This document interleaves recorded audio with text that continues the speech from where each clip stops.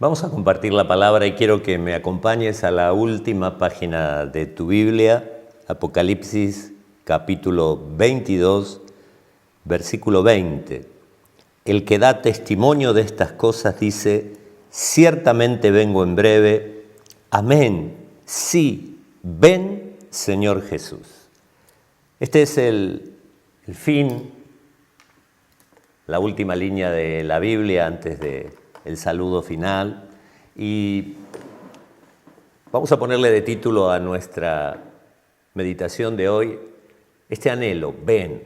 Porque cuando terminamos de leer la última línea de la Biblia no podemos evitar levantar nuestra mirada hacia el cielo. Notemos la certeza de estas palabras: ciertamente vengo en breve. Es una promesa de Jesús. En el versículo 7, en el versículo 12, en el versículo 20 de este capítulo repite: he aquí vengo pronto con mi galardón, con mi recompensa. Y es inminente, así lo entendió la iglesia. Porque la iglesia está llamada desde su nacimiento a esperar el regreso del Señor.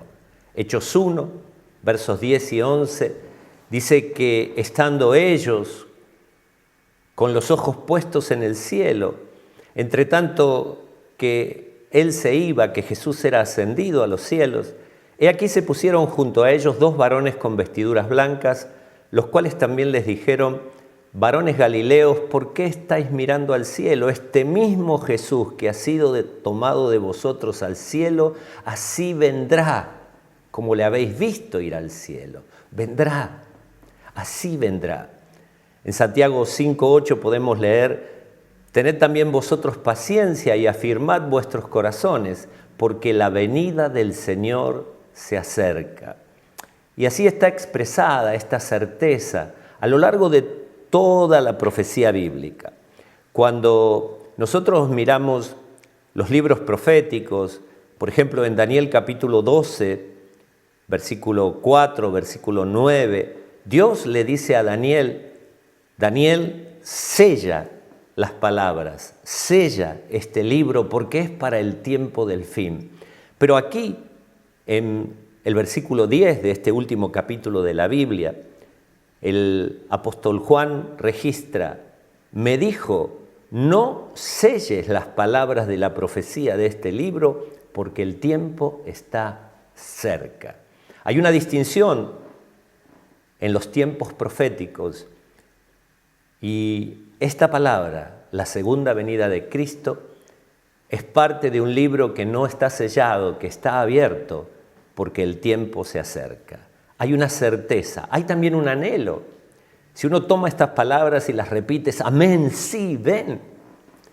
Es un anhelo del Espíritu unido a la iglesia. El Espíritu y la esposa dicen ven. Y en cierta manera podemos asemejarnos en algo a lo que es el anhelo de un esposo o una esposa que quieren llegar a esa noche de bodas. El que oye también este anhelo puede unirse y decir ven. El versículo 17 dice: el Espíritu y la esposa dicen ven, y el que oye diga ven. Y yo te invito a sumarte no solo a la certeza de que pronto el Señor Jesús vendrá y reinará sobre la tierra, sino a un anhelo profundo que si estás escuchando esta palabra puedas decir junto al Espíritu de Dios y junto a toda la iglesia del Señor: estás oyendo, decí ven. Hay una certeza, un anhelo y un gemido. Ese anhelo se transforma en un gemir. Es un gemido nuestro y es el gemido de la creación. Es como el dolor de parto y el gemido que antecede al nacimiento. Es el dolor de parto de nuestra gloria, de nuestra condición final de vida. Romanos 8, 22 y 23 dice: porque sabemos que toda la creación gime a una y a una está con dolores de parto hasta ahora. Y no solo ella, sino que también nosotros mismos, que tenemos las primicias del Espíritu, nosotros también gemimos dentro de nosotros mismos esperando la adopción, la redención de nuestro cuerpo. Así que sobre esta base como introducción podemos estar seguros que hay una certeza de inminencia, un anhelo que nos involucra a todos y un gemir para que esto se realice pronto. ¿Cuánto en este tiempo se ha profundizado ese gemir nuestro de la naturaleza, de la creación toda, diciendo: ven, Señor Jesús, que termine la maldad, que terminen los conflictos, que termine definitivamente todo este sistema y podamos entrar al tiempo de la vida plena, al tiempo de nuestra redención completa. Quiero que consideremos algunos puntos. En esta noche me voy a extender unos minutos más en el mensaje. El primero de ellos es que la profecía tiene como centro a Jesús. El versículo que tomamos dice: el que da testimonio de estas cosas dice: ciertamente vengo en breve. Amén. Sí, ven, Señor Jesús. El que da testimonio de estas cosas. Es Jesús el que está hablando. Y si retrocedemos unas páginas en Apocalipsis 19:10, dice: porque el testimonio de Jesús es el espíritu de la profecía. Necesitamos entender esto. Cuando hablamos de profecía, muchos empiezan a funcionar como si estuviéramos hablando de ciencia ficción, de algo demasiado complicado para entender, de algo que requiere un esfuerzo muy grande para poder poner en su lugar diferentes piezas. Pero la clave, el espíritu de la profecía, dice la palabra de Dios, el testimonio de Jesús es el espíritu de la profecía. Así que tenemos que abandonar ese prejuicio, porque aparentemente para muchos la profecía es un tema secundario en las Escrituras, pero sin embargo, 1 de cada 30 versículos de la Biblia menciona la segunda venida de Cristo. Por cada vez que se menciona la encarnación, se menciona 8 veces la segunda venida de Cristo. Hay alrededor de 318 referencias bíblicas sobre la segunda venida de Cristo. ¿Por qué es esto? Porque la profecía, porque el testimonio de Jesús, que es el espíritu de la profecía, tiene como fin crear un sentido de urgencia y expectativa por la segunda venida de Cristo.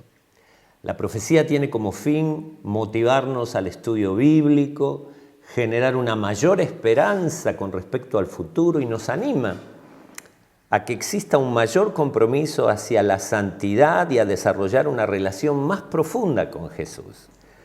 Muchos me han llamado, me han hablado, se han comunicado para que abordemos una comprensión en base a todo lo profético del tiempo que estamos viviendo. Y por eso, hoy que termina una fase de la cuarentena, quería enfocarme en esto como una respuesta para muchos. La profecía tiene un centro y ese centro es Jesús. Y Jesús es el Señor de nuestras vidas y el Señor de la historia, y por eso tenemos que prestar atención y unirnos a esta seguridad, a este anhelo, a este gemir y decir: Señor, ven. El segundo aspecto, el primero es que Jesús es el centro de la profecía, el segundo es la inminencia de la profecía acerca de la segunda venida de Cristo. Necesitamos despertar nuestro sentido de inminencia. Este vengo pronto tiene que sonar en nuestros oídos. Si podemos ir a Marcos capítulo 13, junto con Mateo 24 y Lucas 21, allí tenemos una serie de textos que hablan de la segunda venida de Cristo y de las señales. En Marcos 13, la primera parte habla de la destrucción de la ciudad de Jerusalén, que sucedió en el año 70 a manos del general romano Tito, y él luego llega a ser emperador de Roma. Allí en el año 70 la ciudad es destruida, no queda piedra sobre piedra. Pero a partir del versículo 32 se centra la profecía no en lo que va a suceder en el año 70, sino lo que va a suceder en la segunda venida de Cristo. Y no hay dudas de que habla de su retorno en gloria. A partir del versículo 32, Marcos 13:32, podemos leer: pero de aquel día y de la hora nadie sabe, ni aun los ángeles que están en el cielo, ni el Hijo, sino el Padre. Mirad, velad y orad, porque no sabéis cuándo será el tiempo. Es como el hombre que yéndose lejos dejó su casa y dio autoridad a sus siervos y a cada uno su obra, y al portero mandó que velase. Velad, pues, porque no sabéis cuándo vendrá el Señor de la casa, si al anochecer o a la medianoche o al canto del gallo o a la mañana, para que cuando venga de repente no os halle durmiendo. Y lo que a vosotros digo, a todos lo digo: velad. Mirad, velad y orad son los mandatos en este texto, pero sin duda el énfasis está en velar. El versículo 33, el 34, el 35, el 37 hablan de velar, de mantenernos alerta, de estar expectante frente a este regreso en gloria. Y declara la Biblia que no solo deberíamos estar expectantes ante la inminencia de su venida, sino que deberíamos amar su venida, amar su venida. Segunda Timoteo 4:8 dice: por lo demás me está guardada la corona de justicia, la cual me dará el Señor, juez justo en aquel día, y no solo a mí, sino también a todos los que aman su venida. Amar, esperar este momento con amor, con ansia, con deseo. Y usted me preguntará: pastor, ¿podemos saber cuándo vendrá Jesús? Y quiero aquí balancear criterios. Hay una excusa para la apatía de muchos, y es que sin duda dice: vendrá como ladrón en la noche. En Mateo 24 acabamos de ver una palabra de velar en Marcos 13, en Mateo 24, 42 y 43 dice: velad pues, porque no sabéis a qué hora ha de venir vuestro Señor. Pero sabed esto, que si el padre de familia supiese a qué hora el ladrón habría de venir, velaría y no dejaría minar su casa. En segunda de Pedro 3:10 dice: pero el día del Señor vendrá como ladrón en la noche, en el cual los cielos pasarán con gran estruendo, y los elementos ardiendo serán deshechos, y la tierra y las obras que en ella hay serán quemadas. En primera Tesalonicenses 5, del 1 al 3 dice: pero acerca de los tiempos y de las ocasiones, no tenéis necesidad, hermanos, de que yo os escriba, porque vosotros sabéis perfectamente que el día del Señor vendrá así como ladrón en la noche, que cuando digan paz y seguridad, entonces vendrá sobre ellos destrucción repentina, como los dolores a la mujer encinta, y no escaparán. Una excusa para la apatía es este dicho de que vendrá como ladrón en la noche, pero el enfoque está en lo inesperado. Y justamente por lo inesperado, lo incierto de la hora, el llamado es a velar, porque va a venir. Pero quiero que tomes nota de esto. Esta declaración es para los no cristianos, es para los no creyentes, es para lo que Jesús englobó en este todos. Esto que les digo a vosotros, se los digo a todos, velen. El enfoque está en lo inesperado, pero nosotros tenemos revelación, tenemos la palabra de Dios que podemos abrir, releer, estudiar, interpretar. En 1 Tesalonicenses 5, versículos 4 al 6 dice: mas vosotros, hermanos, no estáis en tinieblas para que aquel día os sorprenda como ladrón, porque todos vosotros sois hijos de luz e hijos del día, no somos de la noche ni de las tinieblas. Por tanto, no durmamos como los demás, si no velemos y seamos sobrios. El día del Señor, el día de la segunda venida, no va a sorprenderte como un ladrón en la noche, porque como pueblo de Él tenemos revelación, tenemos palabra, tenemos claves proféticas para interpretar las señales de los tiempos. Jesús reprendió a los religiosos de su pueblo en su primera venida porque no distinguieron las señales de ese tiempo. Había más de 300 profecías acerca de su nacimiento, de su encarnación, de su ministerio. Y cuando fueron a Jesús, Mateo 16, por ejemplo, versos 1 al 3, vinieron los fariseos y los saduceos para tentarle y le pidieron que les mostrase una señal del cielo. Mas él respondiendo les dijo: cuando anochece, decís, buen tiempo habrá mañana, porque el cielo tiene arreboles. Y por la mañana, hoy habrá tempestad, porque tiene arreboles el cielo nublado. Hipócritas que sabéis distinguir el aspecto del cielo, más las señales de los tiempos no podéis.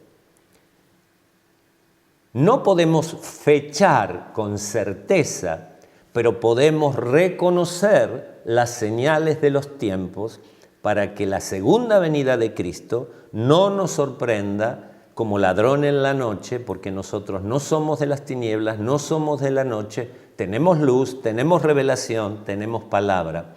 No podemos saber el día y la hora, eso solo está en el conocimiento del Padre, pero podemos saber que ese día está cerca. Así que quiero llevarte ahora a ver las señales de los tiempos. Y pido que abras tu Biblia en Mateo, capítulo 24. Allí, en Mateo 24, tenemos una descripción muy amplia de cuáles son las señales de este tiempo del fin. Señales antes del fin que Jesús está compartiendo. Y tenemos que entender que estamos cerca de este tiempo. Esta inquietud de poder entender ya estaba en los discípulos de Jesús. Dice el versículo 3, allí en el capítulo 24 de Mateo: y estando él sentado en el monte de los olivos, los discípulos se le acercaron aparte diciendo: dinos, ¿cuándo serán estas cosas? ¿Y qué señal habrá de tu venida y del fin del siglo? Necesitamos entender estas señales que nos hablan de la inminencia de ese fin. Entender la imposibilidad de fechar, pero entender también la necesidad de velar, como ya hemos leído, y si tienes este capítulo abierto, versículos 35 al 44, hablan de velar y ver todas estas señales. Jesús, a sus discípulos, frente a la pregunta de entender los tiempos, les dijo, a partir del versículo 32, ellos preguntaron en el versículo 3, ¿cuándo serán estas cosas? ¿Qué señal habrá de tu venida y del fin del siglo? Jesús les dice, de la higuera aprended la parábola. Cuando ya su rama está tierna y brotan las hojas, sabéis que el verano está cerca. Así también vosotros, cuando veáis todas estas cosas, conoced que está cerca, a las puertas. Así que quiero que pongas atención, que busques tu Biblia y que mires allí Mateo capítulo 24, porque vamos a mirar las señales que marcan que estamos muy cerca de su regreso en gloria. Dice Mateo 24, 7, porque se levantará nación contra nación y reino contra reino, y habrá pestes y hambres y terremotos en diferentes lugares. En el versículo 29 al 31 habla de que inmediatamente después de la tribulación de aquellos días el sol se oscurecerá, la luna no dará su resplandor y las estrellas caerán del cielo y las potencias de los cielos serán conmovidas. Entonces aparecerá la señal del Hijo del Hombre en el cielo y entonces lamentarán todas las tribus de la tierra y verán al Hijo del Hombre viniendo sobre las nubes del cielo con poder y gran gloria, y enviará sus ángeles con gran voz de trompeta y juntarán a sus escogidos desde los cuatro vientos, desde un extremo del cielo hasta el otro. Habla de señales en la naturaleza, habla de pestes, habla de hambres, de terremotos, de guerras. Y esto es evidente en el mundo natural. Dios ha hablado por medio de la naturaleza y lo seguirá haciendo hasta ese momento final donde Jesús regrese en gloria. Hoy estamos viendo estas señales y quizás multiplicadas a nivel de una pandemia mundial.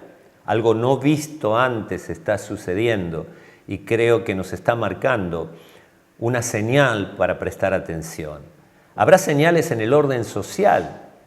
En el versículo 37 nos advierte Jesús que será como en los días de Noé, donde la gente mantenía sus actividades, su vida, y de pronto llegó el diluvio. En Génesis 6:5 se nos habla de cómo era el tiempo de Noé. Dios lo vio y dice: vio Jehová que la maldad de los hombres era mucha en la tierra y que todo designio de los pensamientos del corazón de ellos era de continuo solamente el mal. Y en el versículo 11 del capítulo 6 de Génesis: y se corrompió la tierra delante de Dios y estaba la tierra llena de violencia. Si queremos ver las señales del orden social, vivimos en un tiempo de indiferencia a Dios, un tiempo donde cada uno está ocupado en su propia vida, tratando de mejorar su propia historia, sin reconocer que todos formamos parte de una macrohistoria, de la historia de Dios que Dios está llevando al fin, como en los días de Noé. Noé se preparó 120 años para ese día, cada día trabajó sobre esto frente a la indiferencia de la cultura de su tiempo, la burla, pero llegó el día cuando los cielos se abrieron, el agua descendió como cascada, el arca se cerró y junto con ello el tiempo de salvación. Nadie sabe el día ni la hora, pero vendrá repentinamente y nuestro tiempo, nuestra sociedad refleja esto que estamos viendo, que estamos de muchas maneras viendo una sociedad que se ha alejado de Dios, que ha decidido vivir sin Dios como en los días de Noé, pero no solo en el fluir de nuestras actividades o de nuestra actitud hacia Dios. Vivimos en una sociedad donde el carácter refleja el que la Biblia muestra en los últimos tiempos. Segunda Timoteo 3, del 1 al 5, habla del carácter de los hombres en los postreros días. Pablo le dice a Timoteo: también debes saber esto, que en los postreros días vendrán tiempos peligrosos, porque habrá hombres amadores de sí mismos, avaros, vanagloriosos, soberbios, blasfemos, desobedientes a los padres, ingratos, impíos, sin afecto natural, implacables, calumniadores, intemperantes, crueles, aborrecedores de lo bueno, traidores, impetuosos, infatuados, amadores de los deleites más que de Dios, que tendrán apariencia de piedad, pero negarán la eficacia de ella. A estos evita. Tiempos de gran estrés, tiempos donde la gente se ama a sí mismo, es decir, hemos llegado al humanismo como religión, amadores del dinero, no solo de sí mismo, el materialismo como Dios, amadores de los deleites, el placer o hedonismo como estilo de vida, personas nihilistas, sin esperanza, aisladas, sin capacidad de vínculos constructivos. ¿Cuántas facetas hay en ese texto que hablan de personas que no respetan ni construyen vínculos saludables con otros? Hay señales en los cielos, señales en el orden social, señales espirituales. Mateo 24, 5, 11, 24 nos previene del levantamiento de falsos cristos, habla de la apostasía de la iglesia, del crecimiento del ocultismo, pero también habrá señales positivas y es la posibilidad de proclamación a todo el mundo, es esta lluvia tardía del Espíritu Santo. Y estamos viviendo tiempos como ese. Estamos entrando, creo firmemente, en el último gran avivamiento de la historia. Un tiempo de Dios para darnos la oportunidad de alcanzar a aquellos que todavía no conocen al Señor. Hay también señales tecnológicas. Daniel 12:4 habla en la profecía de que crecerá la ciencia y en los últimos 100 años Hemos vivido una revolución tecnológica impresionante en el área que sea del conocimiento. La humanidad ha desarrollado en estos últimos 100 años muchísimo más que toda su historia previa. Hoy es posible que un evento sea visto por toda la humanidad a la vez y en directo. Lo que en Apocalipsis 11, 8 y 9 hablaba de que todos podrían ver allí en Jerusalén a estos dos testigos, Apocalipsis 11, 8 y 9, muertos. Hoy es posible por una conexión televisiva global, por una conexión en las redes. Habla también Apocalipsis dentro de estas señales tecnológicas, Apocalipsis 13 del 16 al 18, un sistema o código de identificación global. En un sistema económico donde no hay dinero en efectivo y solo puede comprar o vender, quien pueda manejar este acceso con una identificación global, computadoras, tarjetas de crédito. Cada vez que paso por un aeropuerto y justamente este sistema de Global Travelers, de viajeros globales, pasás directamente por una máquina y todos tus datos están a la vista y simplemente por ingresar esa identificación pueden conocer, identificar y darte el permiso de acceso o no a un país. Hoy también hay un arsenal nuclear capaz de destruir toda la Tierra, absolutamente toda la Tierra, lo que leímos en 2 de Pedro 3:10, que la Tierra será destruida por el fuego, los elementos consumidos. Hay señales tecnológicas que hoy nos hacen entrever que estamos en ese marco del tiempo del fin. Hoy es posible identificar a cada persona sobre la faz de la Tierra y permitirle el acceso o no a sistemas de salud, de dinero. Hoy es posible conectar a toda la Tierra frente a un solo evento. Hoy es posible que destruyamos toda la Tierra. Hay también señales en la política mundial y aquí el restablecimiento de Israel como nación el 14 de mayo de 1948 marca el cumplimiento de muchas de las profecías del Antiguo Testamento que nos enfocan en el tiempo del fin. Los discípulos preguntaban, ¿restaurarás el reino de Israel en este tiempo?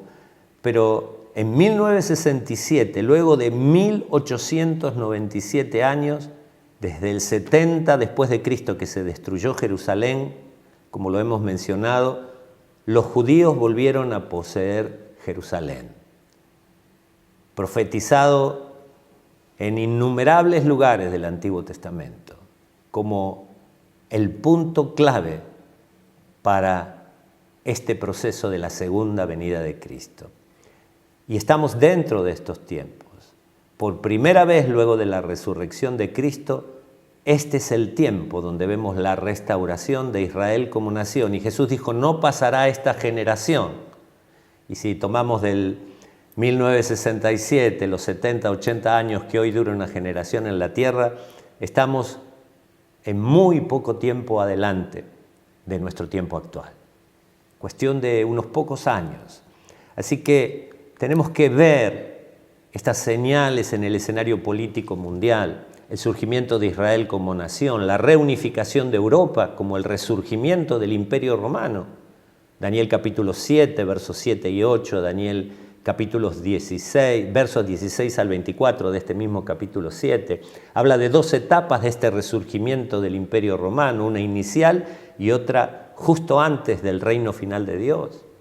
La sucesión de guerras y de conflictos bélicos. No hubo prácticamente tiempo de paz en los tiempos históricos. El tiempo de guerra, si uno va saltando de lugar en lugar, ha sido continuo.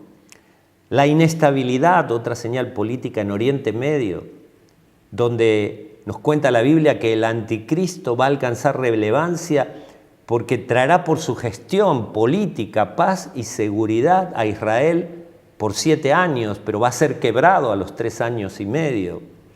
Habla la palabra de una coalición militar que va a invadir desde el norte a Israel, que hoy vamos a identificar cuando miramos el testimonio bíblico con naciones que políticamente están divididas, pero que están unificadas por el Islam, por el idioma árabe y por el odio a Israel. Lean Ezequiel 38 y van a ver cómo esto está claramente profetizado y estamos viviendo ese tiempo. Habla de un enorme ejército que viene del oriente, que se identifica bíblicamente con China, un ejército regular que alcanza las proporciones hoy de Apocalipsis 9:16, 200 millones de soldados. Y habla en todos los ámbitos de este marco profético de una globalización que culmina en un sistema financiero global, un nuevo orden mundial. Daniel 7:25 lo expresa claramente y habla de que este es el fruto del anticristo, un personaje humano que desde el ámbito político genera un reconocimiento para reunir poder a nivel mundial. Quería llevarles a ver que necesitamos recrear en nosotros no solo la certeza y el anhelo y el gemido interior por la segunda venida de Cristo, necesitamos amar la segunda venida de Cristo. Todo lo que está sucediendo está en el marco profético y si está en el marco profético, nunca saldrá del control de Dios. Va a bendecir a la iglesia para alcanzar su destino final, porque los que conforme a su propósito somos llamados. Vamos a ver que esto ayuda para bien, porque aún en el extremo de perder la vida, la Biblia nos habla de los que vencieron, aún menospreciando su propia vida, con la sangre del Cordero, con el testimonio de Cristo y menospreciando aún sus vidas. Quiero decirte que esto está empezando a suceder, pero la advertencia de Lucas 21 para concluir es que cuando estas cosas, Lucas 21:28, cuando estas cosas comiencen a suceder, erguíos y levantad vuestra cabeza, porque vuestra redención está cerca. Esto no tiene que oprimirte, esto no tiene que provocar tristeza, esto tiene que hacer que levantes tu cabeza y mires a los cielos, porque hoy, mañana, en cualquier momento, el Señor puede volver. Por eso el anhelo es ven, el sentimiento es amar su segunda venida. Porque la pregunta que debe generarse frente a todo eso es ¿cómo debo vivir hoy el inminente regreso de Cristo? Y hay material para muchos sermones, pero quiero resumir en consejos. En la parábola de las 10 vírgenes, Jesús nos aconseja, estén preparados, que haya aceite en tu lámpara, que tu lámpara esté encendida, que la obra del Espíritu permita que estés lleno de ese aceite y que tu vida esté ardiendo para iluminar a otros, para poder recibir al Señor. En la parábola de los 10 talentos se nos motiva y se nos alienta a administrar bien lo que hemos recibido, a multiplicar lo que Dios puso en nuestras manos. En la parábola de la separación final de ovejas y cabritos, se nos alienta a que nuestra fe se acredite, se haga visible por nuestra compasión, por nuestro servicio, por poder responder a las necesidades que nos rodean. Es decir, la conclusión al ver que este día se acerca y al erguirnos y levantar nuestra cabeza, es que a medida que esperamos que ese día se acerca, podamos vivir cada día con la eternidad a la vista. Podamos afirmarnos en esto que era el saludo final y es el fin de las palabras. Él viene pronto y nosotros podemos decir, amén, sí, ven Señor Jesús. Y mientras tanto, en nuestro día a día, saludarnos unos a otros como nuestros hermanos en el primer siglo, Maranatá, o Maranata, como solemos decir, 1 Corintios 16:22, ese fue el saludo final de la carta del apóstol Pablo a los Corintios.